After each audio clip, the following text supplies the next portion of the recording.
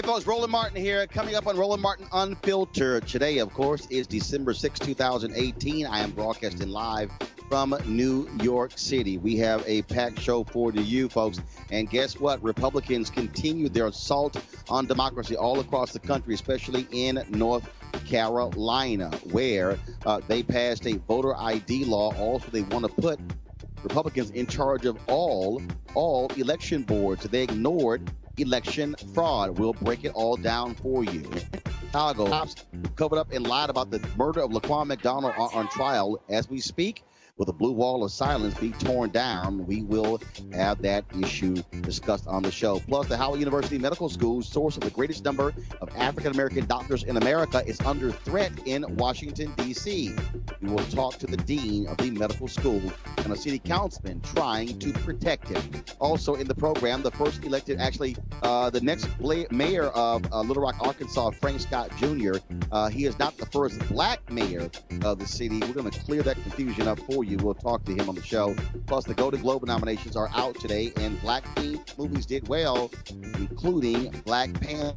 And folks, until you hear the speech Viola Davis gave in Hollywood, where she broke it down about the issue of power and the issue of race. Plus, Tyler Perry as a Christmas present for some folks in Atlanta. It's a pretty good one.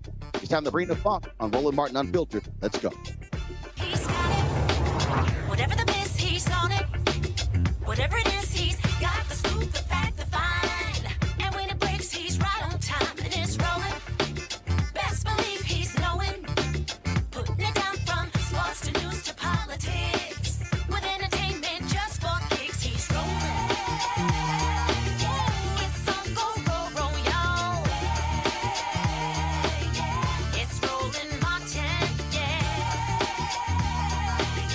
Rolling with Roland now. He's funky, he's fresh, he's real, the best, you know he's Roland Martin now.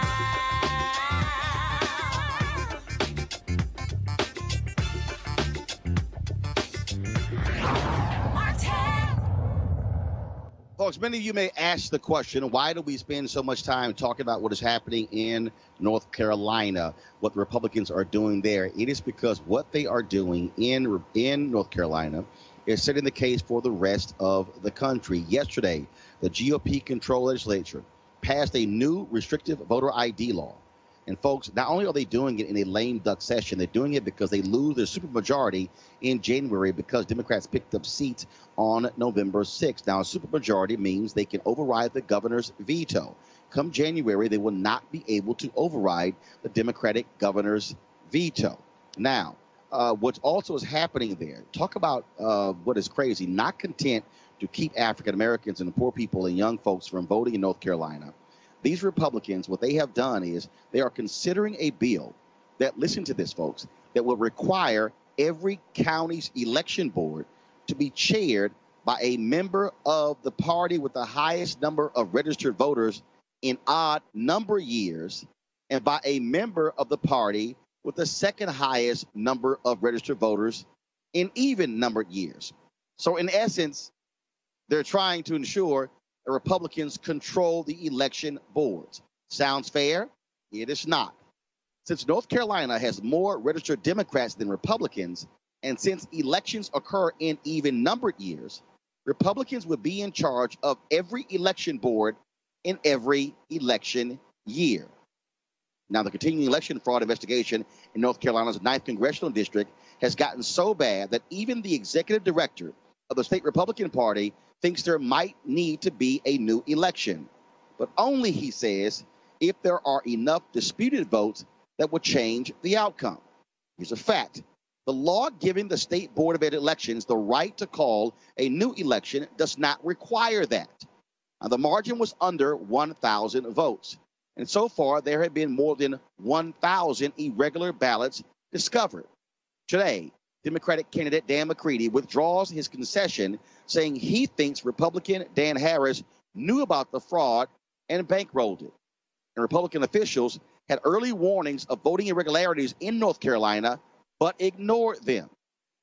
I guess they don't care about the integrity of elections. I want to go to our panel. Dr. Greg Carr, Chair of Department of Afro-American Studies at Howard University.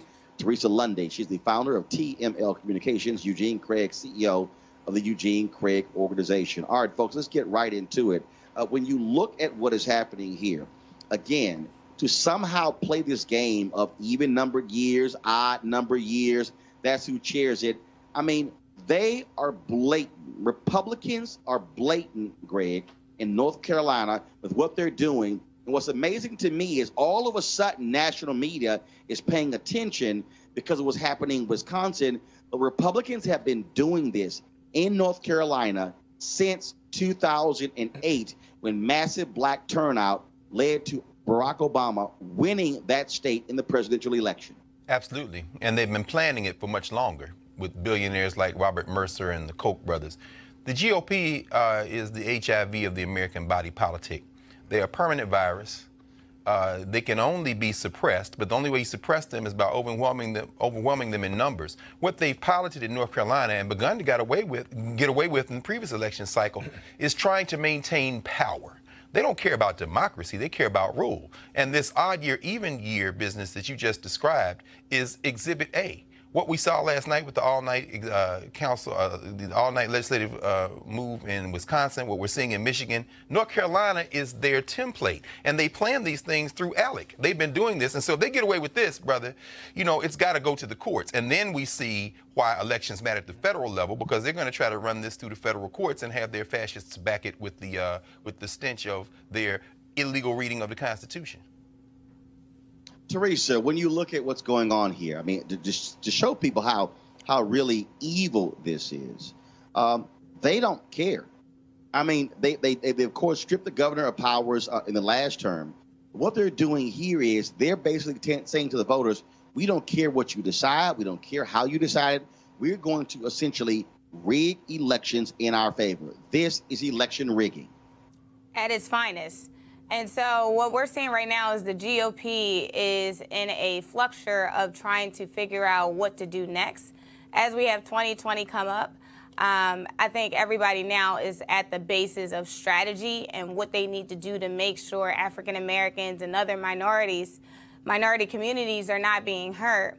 As we saw, this is one tactic that I know that the discussion has been going on with a lot of political operatives in terms of what states we need to identify in order to silence some of that messaging and also try to figure out new strategies. But again, 2020 is right around the corner, and I think what we're seeing right now is a turning point for some of these districts.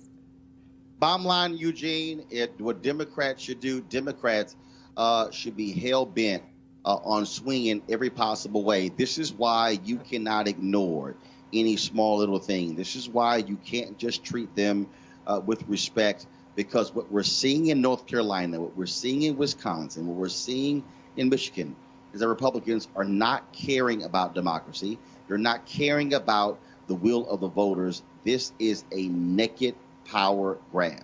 Absolutely, I agree 100% with you. And as the saying goes, you know, power can cease to nothing except, you know, a bigger power, and that's what's going on here with these Republicans and these select states and a couple other states. Now, particularly in North Carolina, I think is very rich that, you know, they're passing a voter ID law during essentially a lame duck session, when, you know, you literally have Republicans committing voter fraud, which, you know, folk have been ringing the bell on for the last 10 years and now gone extremely silent, to the point where the executive director that ousted the first black chairman of the North Carolina Republican Party is now out, you know, talking about a potential new election. The thing here that also I think is important for people to understand is that what we're seeing, Greg, we're seeing black folks who are moving back to the South in significant numbers. And what is happening is these Republicans are scared to death of this kind of turnout. And so they are trying their best to somehow rig the election using legal practices. But the reality is Democrats should be trying to use every legal instrument to stop them in the courts. But unfortunately, that takes a lot of time. And then they don't always rule, saying that, well, we can't change a district. Like, for instance, the court said, hey, we need to change these districts. We don't want to change it with the election already underway. That's right. North Carolina is a great example. As you say, the North Carolina Supreme Court, which is elected statewide, currently has a 4-3 Democratic majority. While they're technically nonpartisan, Wisconsin is a 4-3 Republican majority. But they can count. And this, make no mistake about it, ALEC, the American Legislative Executive Council, has been coordinating this at the federal level as well. So what you see is, as they look at these numbers, we're winning the local races. You're going to talk, of course, to the new mayor-elect of Little Rock, Birmingham. Same campaign folks that helped Randall Wolford in Birmingham helped this brother in Little Rock. You're seeing the power begin to emerge at the local levels, but they're trying to game this system. If they can get it past 2020, as Teresa said, because that's when the federal census is going to be had. And, we just came out of our trial now with Wilbur Ross and them trying to game the census with this citizenship question, so that they can get these numbers counted. And then at the state level, if you can gerrymander correctly, you can hold on to power even after folks have replaced some of these legislators. They are coordinating at the state, federal, and local level. But yeah, they can count just like we can, but we need to be able to count and then go out and make that count mean something with votes. I simply want our people to understand why I have been focusing on North Carolina for the past 8 years. On Washington Watch, on News One Now, and now Roland Martin Unfiltered. And I'm glad to see national media finally wake the hell up, because this is why you've got to have platforms like this, because what they've been doing is focusing on D.C. Anything Trump says, any comment that he makes, but this issue is important. Now let's talk about what is happening in D.C., and that is some of the young bucks in Congress. They want to impose term limits on committee chairs. So this has been going on for quite some time. Now, the likely incoming Speaker of the House, Nancy Pelosi, has floated the idea that committee chairmen may have to give up their seats after a certain period of time, that they force out members of the Congressional Black Caucus, who this year will get to take over some very important committees. Now, I want to start with you, Eugene. What's interesting here is that the CBC, what they're essentially saying is like, well, time out. We've been playing by the rules, waiting in line. And then all of a sudden, now y'all want to tell us there are term limits. And this is where the CBC has to flex its muscle, being the largest caucus in the Democratic Party. This is why they say, hell no, ain't going to happen. I don't care what many of you young bucks have to say. Yeah, I agree. I agree. I think, some of the CBC members should have been given committee chairmanships a long time ago.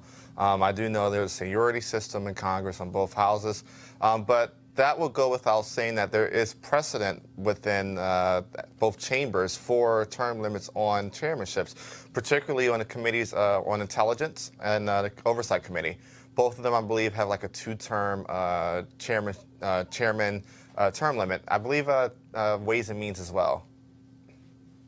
Well, Teresa, look, this is about power as well. And so what African Americans are saying is like, wait a minute, we finally get to assume power, and now y'all want to tell us and shove us aside?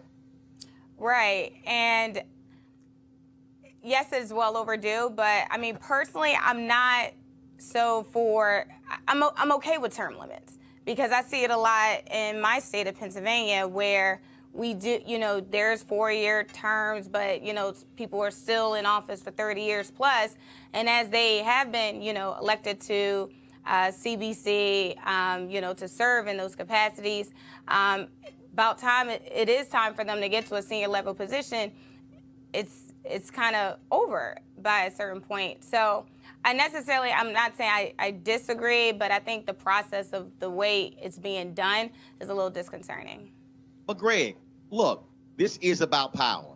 And so for African Americans, again, being political sharecroppers, and then folks who say, well, you know what, you got to have a certain number of years here. Here's the other piece. It's not like the Democrats are guaranteed to somehow control the House for the next 10 years. That's right. Although let's take Michigan, for example. The young sister Talib was coming in from the Detroit area. Very excited about her energy, her passion, along with Ocasio-Cortez, of course, this young sister from Massachusetts, Yana. Well, let's think about this. When John Conyers ran into trouble and left his seat last year, I immediately thought to myself, that was the incoming chair of the Judiciary Committee. And so, we got Benny Thompson for sure. You have Elijah Cummings for sure. Maxine Waters, of course, who's going to get these tax returns from Trump, among other things, for sure.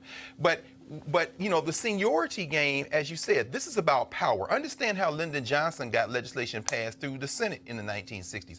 Understand how Jesse Helms and the Southern Dixiecrats held power for so long. If you're in Congress long enough, you end up running these committees. And just when we get to the point where there's a notion that there's going to be black folks in power, when the Democrats have a majority, they want to change the rules. The only other thing I'd say is the CBC is going to have to vote as a block. I'm not sure about Hakeem Jeffries. Again, a corporate Dem who's sometimes liberal, sometimes not. We saw what happened with the vote against Barbara Lee. Barbara Lee should have had that position. But again, you've got CBC members who are thinking perhaps about their personal advancement, about how they can leverage this moment for their personal gain, instead of thinking about us as a block. And you've made this point, and others on this show have made this point over and over again. That becomes a legitimate problem when we can't think as a unit on certain things. And on this one, we need to think as a unit.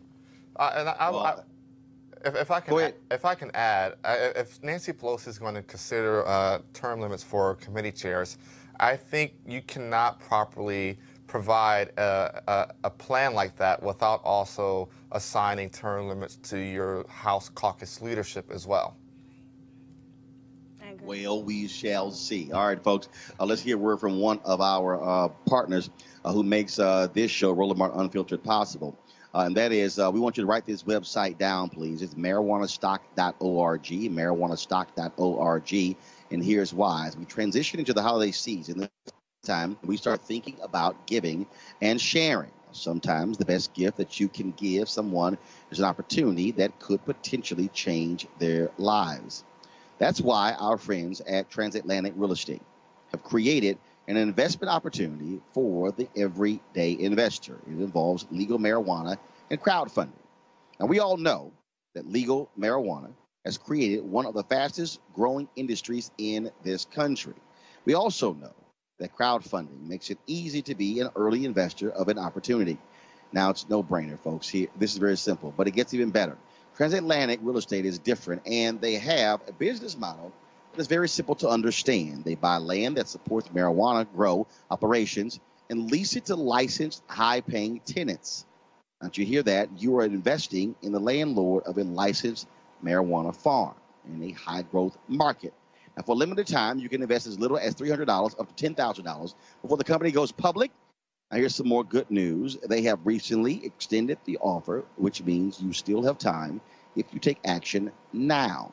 Keep in mind, you must complete and confirm your application to participate, so be sure to complete that process. Folks, don't spend all of your money over the holidays and end up with empty pockets. Instead, get a return on your investment. You could also consider making an investment for someone special. How's that for a holiday gift? To get started, go to marijuanastock.org. That's marijuanastock.org for you to get in the game and do it today. All right, now, folks, Little Rock, Arkansas, of course, a southern city, and there was a runoff election took place to not get lots of attention, but guess what? They have elected a black mayor there in Little Rock, Arkansas. He joins us right now, Mayor-elect Frank Scott. Mayor, how you doing? I'm doing well, Fred. How you doing? I'm doing good. Well, you see, that's right, because this is Alpha Week, so you see I'm sitting here rocking the black and old gold today. And let's deal with this first, because all of these stories, I mean, everybody's been writing these stories saying you're the first black mayor of Little Rock. That's not true. Correct. I am the first popularly elected black mayor of Little Rock. We have to always pay homage to the history of the late Charles Bussey and now former Mayor Lottie Shackelford, who were both elected as city directors under a city management form of government and later appointed mayor. But I'm the first popularly elected mayor of this great city and understand the historical relevance of that. So with this winning the runoff election, what are your plans for the city of Little Rock? Well, the plans right now, we ran on a message of unifying this great city, helping us to move from being disconnected to connected. But we have some serious crime issues that we have to focus on. So I'm planning to make certain that we increase our police force. But while we increase our police force, that we have a greater focus on cultural competency, de-escalation tactics, and an understanding of implicit biases. And as we move from public safety, we also want to focus on job creation here in this great city. Growing up here, being a true son, we've had a lot of our citizens who have decided to move from this city to move to cities like Memphis, Atlanta, and Houston because they felt like they couldn't thrive here. And so I want to make certain that we create a more business-friendly opportunity here for our small business entrepreneurs, having a great focus on minority and women owned businesses here as well, but recruiting more business to come for the foreseeing future. And so when we talk about you now joining the ranks of mayors there, it's also about how do you drive economics. And so here you are in a southern city. And so what really, I mean, how do you propose that? I mean, how do you tell that story to get businesses to consider moving their operations to Little Rock, Arkansas? Well, we definitely have to take some more risk as we move forward in doing job creation. Many people don't realize that FedEx actually started in the city of Little Rock. But the forefathers and the foremothers of the city of Little Rock did not want at the time to give FedEx and Fred Smith a dedicated hangar. And so it's so many different types of business. Wait a minute. FedEx started in Little Rock, Arkansas? Yes, sir. It started in Little Rock, Arkansas, but wasn't able to grow in Little Rock, Arkansas, and later moved to the city of Memphis, where I actually went to college, and definitely understood the impact that it had on the city of Memphis from a generational standpoint. But yes, it did start in the city of Little Rock, but the forefathers and foremothers that were a part of the Little Rock Airport Commission at that time did not want to give Fred Smith a dedicated hangar. And after that happened, because as you know, different entrepreneurs definitely have to take certain risks and have to grow, he decided to move to the city of Memphis, and Memphis was able to give him those type of resources. And once that happened, as you know, you've been to the city of Memphis, but now with the FedEx Forum, not only FedEx, you have AutoZone, International Paper, and things of that nature. So what we want to do is make certain that we have a business-friendly environment here in the city of Little Rock, that we take some calculated risk with entrepreneurs so they can grow here, have a greater focus on minority women-owned businesses, but also focus now on technology innovation. We firmly believe that the next few companies are not going to be companies that we recruit from the outside, but companies that we grow from within the inside, so we can create a farm team right here in our great city. We really want to kind of be more of the Middle South. Well, I'm sure there's some people in Little Rock who are cursing the names of those folks who had the audacity to run FedEx away because Memphis has certainly benefited to the tune of billions of dollars as a result of FedEx being in their city. Yes, sir. Last question for you, Mayor. What do you also want to say to the next generation of folks who are not necessarily considering a life in public service? Well, the next generation, I want to make sure everyone knows that anything is possible as long as you put some hard work. 3 things that I've always learned from one of my great mentors is I always prepare for the day, push through life circumstances, and always pay it forward. I think this is a dream of mine that I've had since I was a young kid, that I would dream to lead my city. It just happens that I've had that opportunity, which is a huge responsibility. I'm looking forward to live out this dream. So every dream is possible with a little hard work. All right, then. Well, Mayor, we surely appreciate it. Thank you so very much. Thank you, and happy belated Founders Day. All right, then, 06. Good to have you on the show. Thanks a lot, and I look forward to seeing you when I come to Little Rock. Yes, sir. All right, then. Thanks a lot. All right, folks. Let's talk about winning in Chicago, of course. It's a sad, sad story. I repeated it many times. A police officer shoots an African-American, and the cops lie about what actually happened. But maybe, just maybe, 3 Chicago cops, they paid the price for lying about the death of Laquan McDonald. Remember, it was in October of 2014 when McDonald was shot and killed by Chicago police officer Jason Van Dyke. In October, Van Dyke was convicted of second-degree murder and 16 counts of aggravated battery with a firearm. Right after the shooting, police officers say McDonald was charging towards them when the shots were fired. Well, body cam footage released 13 months later, dashboard footage showed that to be an absolute lie. Now, 3 former Chicago police officers are currently on trial for lying about the incident and trying to cover it up. Shattering the so-called blue wall, or at least making cops think twice about lying about officer-involved shootings, could save the lives of many folks. I want to go to our panel right now. And Teresa, I want to start with you. Okay, I'm sorry. So do we have Kathy Chaney? Okay, I'm sorry. So I did not get the update. So Brandon Pope joins us. Brandon, how are you? I'm doing good, Roland. How you doing this morning? Or this afternoon? I'm doing great. So the trial started. Give us a sense of what has been happening in the courtroom. Have we seen other Chicago cops there providing moral support, providing security to these lying officers? Well, Roland, that trial is still going on right now as we speak, as closing arguments are underway for the defense. Lots of cops are showing up, but lots of cops are also taking the stand against these three officers as well, and that's been a big topic of conversation. You mentioned that blue wall of silence. The superintendent of police here, Eddie Johnson, he's denied emphatically that there is even the existence of a blue wall of silence, but we're seeing this picture that the prosecution is painting. They're basically saying that the matching police reports mean that these three officers, David March, Joseph Walsh, and Thomas Gaffney, all conspired to cover up for Jason Van Dyke, and that this went all the way up high in the rankings with the Detectives Bureau. That's what the prosecution's alleging. The defense saying these are just innocent mistakes on these reports, and also that it's a battle of perception versus reality. And what we're dealing with here, again, is these cops. What happened with Laquan McDonald, the cops lied.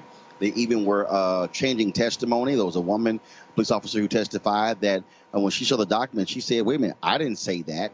Then all of a sudden they tried to basically say she was pretty much an idiot who couldn't find a job elsewhere. This was her only hope. And so it has been very weird to watch cops attack other cops.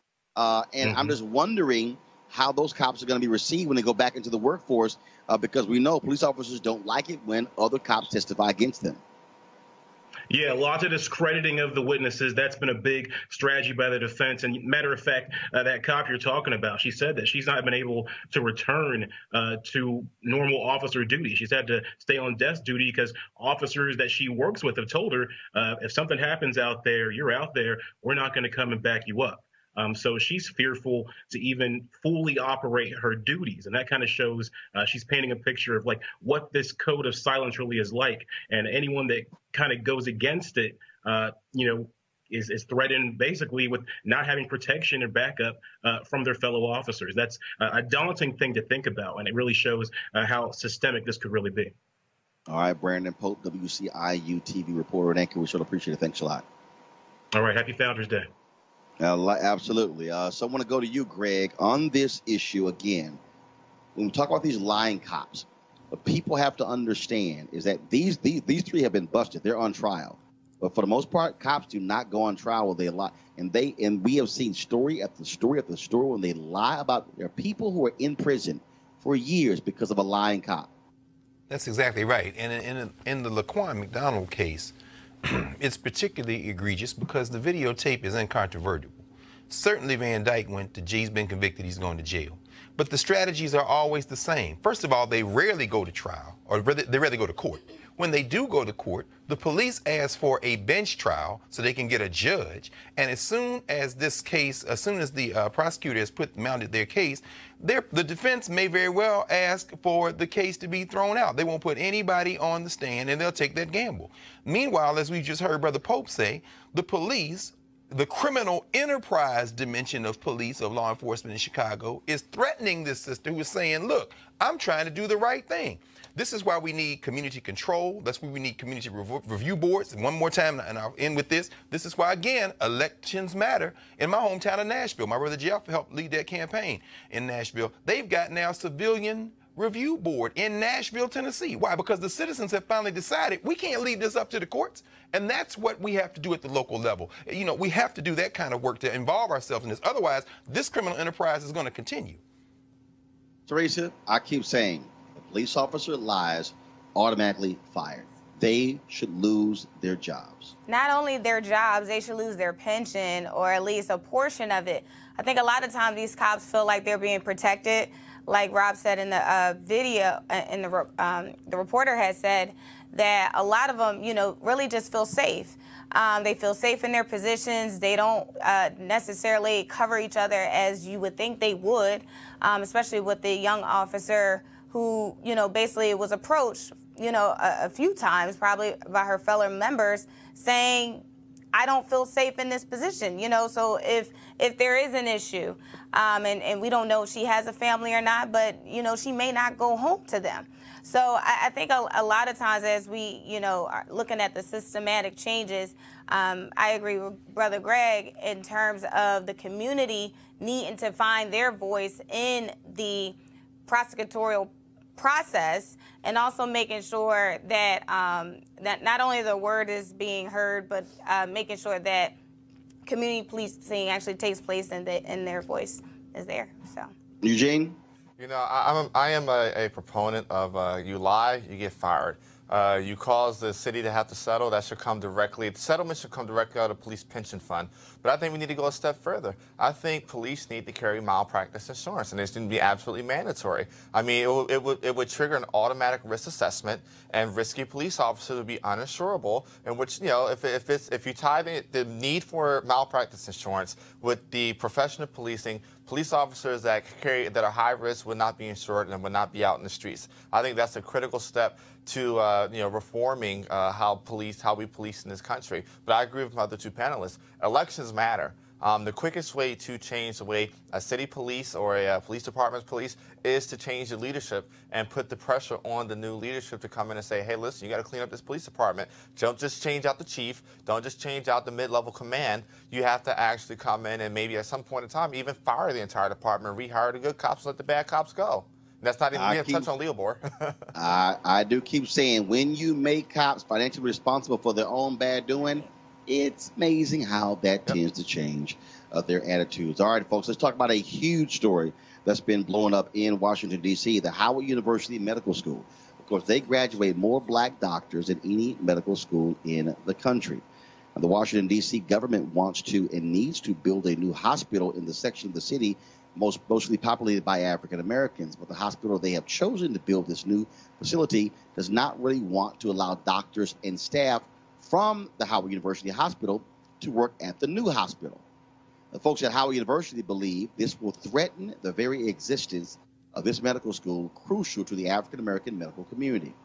Joining us right now is Trayon White, the D.C. council member who proposed an amendment that would include Howard University in the hospital plan, and the dean of the Howard University Medical College, Dr. Hugh Mighty.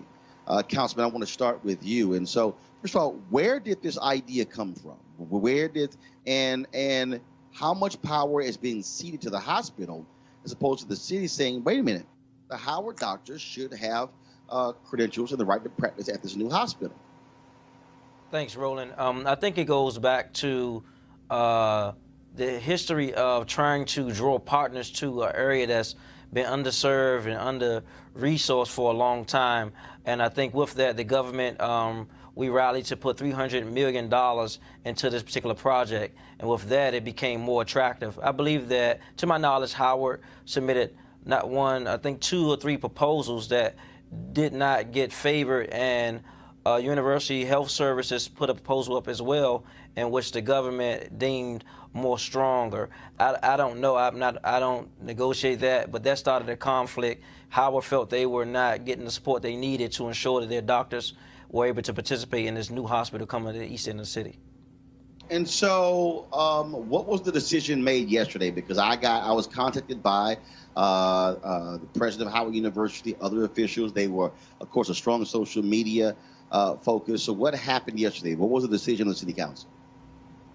So yesterday, Councilmember Gray, who was leading this effort since he was the mayor of Washington, D.C., helped to facilitate the conversation on the dais of what should happen with the hospital.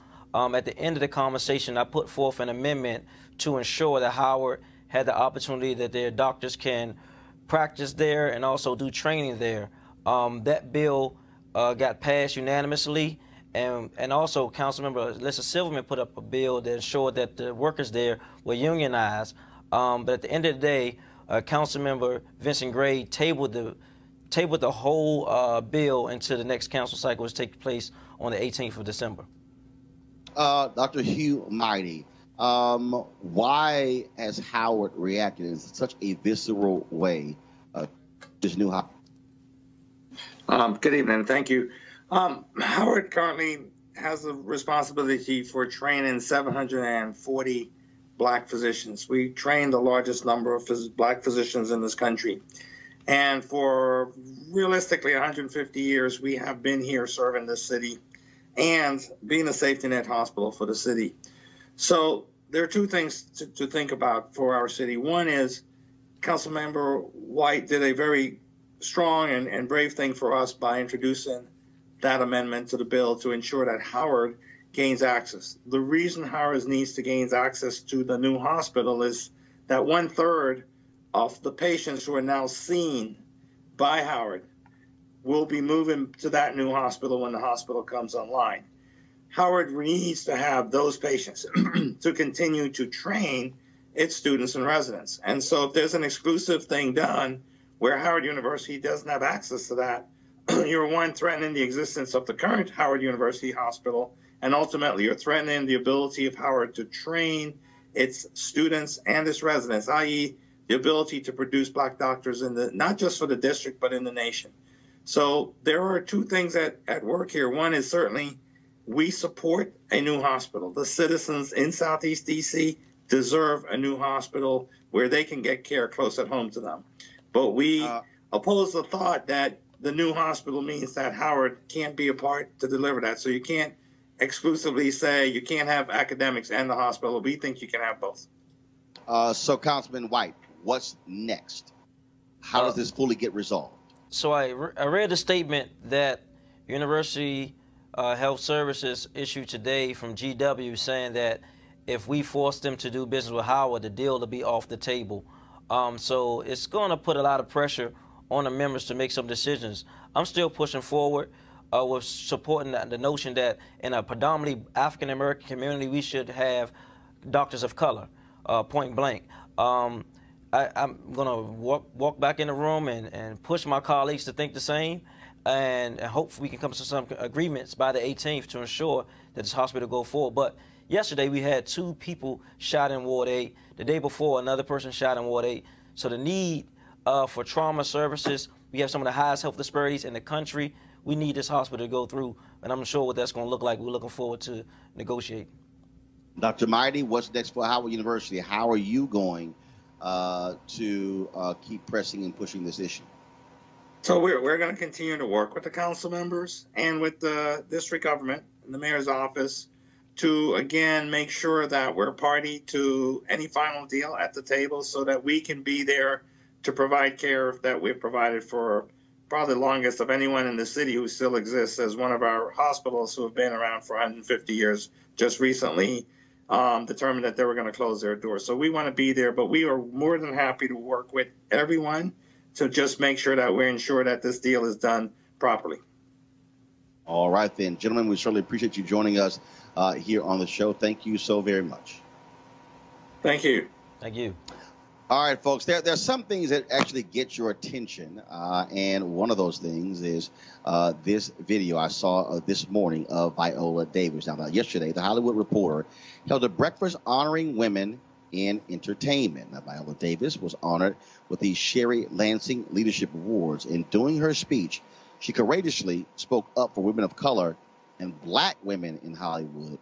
Not only that, she made it real uncomfortable for a lot of the white folks in Hollywood with what she had to say. I want to go to my panel, Teresa Lundy. I want to start with you first. Viola Davis, let's just say, letting them know how she really feels. Viola Davis is 53, young, strong.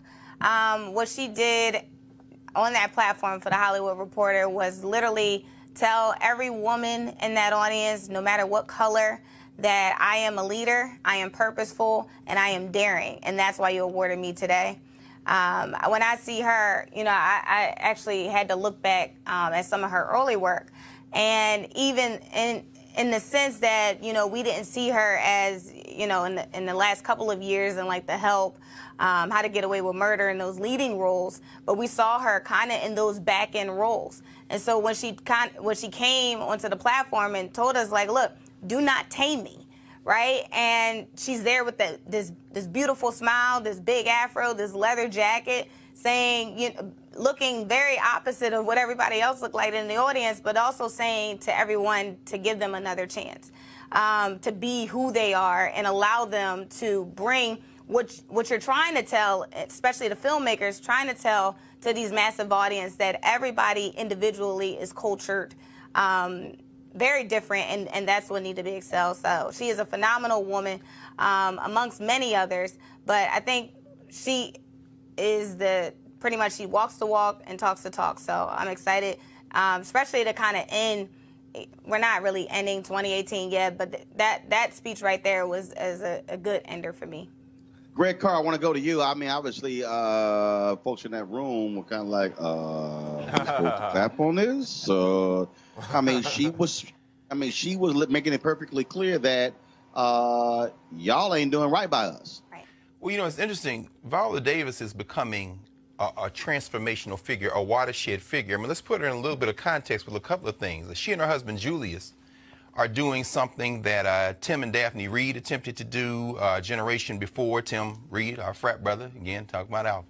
But they are trying to create a space for people to create, for our people to create, an independent space. Viola Davis, the reason I say she's a transformational figure is because she does, as Teresa just named a couple of the projects that she's in that make her beyond the ability to silence. She's on network television, she's on blockbuster movies, and just like Denzel Washington, she's a stage-trained actress, which means she's on Broadway. So if you look at her, there's part Ruby Dee, there's part Cicely Tyson, and then you have with her husband Julius this Tim and Maxwell, or, you know, Daphne Reed dimension emerge, and then something she said among many other things in this class that she taught for about 12 minutes the other night.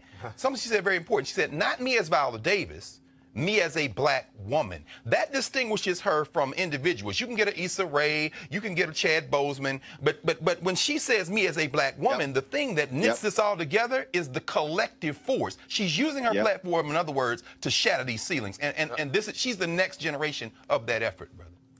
Eugene? You know, she walked in and she issued free smoke to the entire Hollywood industry. You know, I don't want to, make it seem like I'm, belittling her by comparing her to a man, but I would consider her the Jay-Z of black female actresses. I mean, she walked in and said, listen, the crux of her speech was, listen, I'm going through this so the next generation doesn't have to, but I'm not just talking about it. I'm going to create that space, which is absolutely necessary in 2018, where a lot of the creative spaces are closing in on black creatives. So I applaud her 110%. I'm excited to see what comes down the pipeline. All right, then. Let's talk now about, of course, the Golden Globe. The Golden Globe nominations are out today, and 4 black-themed movies were nominated for Best Picture. Pretty good, but some folks are thinking that African-American performers should have gotten more nominations. Here's a list of African-Americans who did get nominated for Golden Globes. Again, Best Picture, Black Panther, Black Klansman, If Beale Street Could Talk, and Green Book. Now, that could probably be a first that when it comes to the Best Motion Picture Drama, all of those are movies, of course, led by African Americans. Now, John David Washington, Best Performance by an Actor in a Motion Picture Drama for Black Klansman. Regina King, Best Performance by an Actress in a Supporting Role, If Beale Street Could Talk. Mahershala Ali, I always get that name a little bit wrong. Best Performance by an Actor in a Supporting Role for Green Book. Spike Lee. First of all, hold up, I'm sorry. Best Performance by an Actor in a Supporting Role? Why? How in the hell was Lee in a supporting role when he was the lead? Okay. All right. Spike Lee, Best Director in a Motion Picture Drama for Black Klansman. Barry Jenkins, Best Screenplay Drama, If Beale Street Could Talk. Kendrick Lamar for Best Original Song Motion Picture, All the Stars, Black Panther. Regina King, Best Performance by an Actress in a Limited Series for 7 Seconds. Donald Glover, Best Performance by an Actor in a Television Series, Atlanta. Tandy Newton, Best Performance by an Actress in Limited Series, Westworld. So congratulations to all of them for those nominations for the Golden Globes. I'm still trying to figure out how Ali was the Best Supporting. So they're saying the guy who was driving him was Best Actor? Okay. All right, folks. Let's talk about Tyler Perry. He has a present for some folks in Atlanta.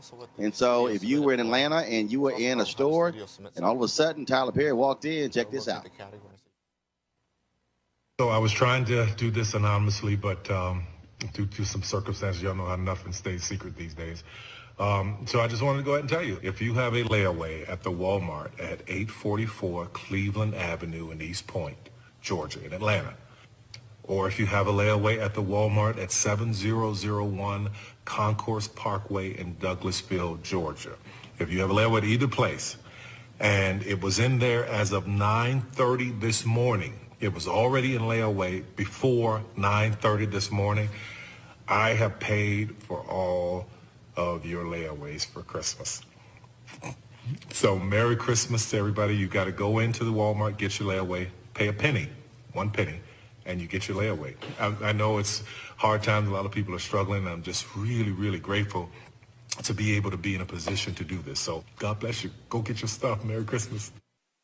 See, Greg, there's a whole bunch of people who don't really know about layaway. Brother. I mean, if you grew up in the 70s and the 80s, in the 60s, 70s, 80s, yes, sir. you know, when credit cards became a big thing, come on, it's like layaway went away. So those of us who remember layaway, we know what that was like. Yes, sir. Nashville, Tennessee, Harvey's. They ain't even in business no more. Kane, Sloan. I can give them shout-outs because they don't exist anymore. My mom and daddy, hard-working black women and men in Nashville, going down there, put that $1 down, put that $25 down to make your Christmas beginning in March, beginning in June. What Tyler Perry has done, put your money where your mouth is. Brother, when you say layaway in the South, the North, anywhere else poor people are, you're telling people, I don't just care about y'all, I'm showing you how I care. These people going to get their stuff out layaway, man. Yeah, young people, go Google that. Google layaway, and you'll understand. Okay, or ask your grandmother.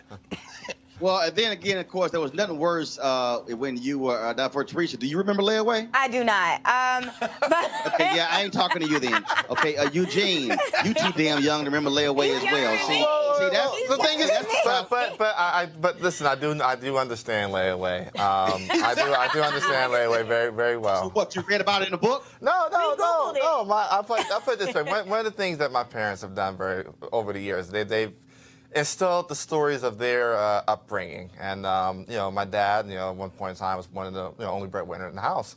And so, you know, every Christmas he would try to lay away something, and, you know, over the couple months, you know, he'll get everybody one thing and, you know, use layaway to pay for it, so. Well, Bob, here's the problem. See, I don't know what the hell you just said. That was a waste of breath right there. What happened, Roland? How long has it been, That was nothing like having something in layaway, and then your ass outgrew it. Oh, man. Y'all didn't have enough money to get it out in time.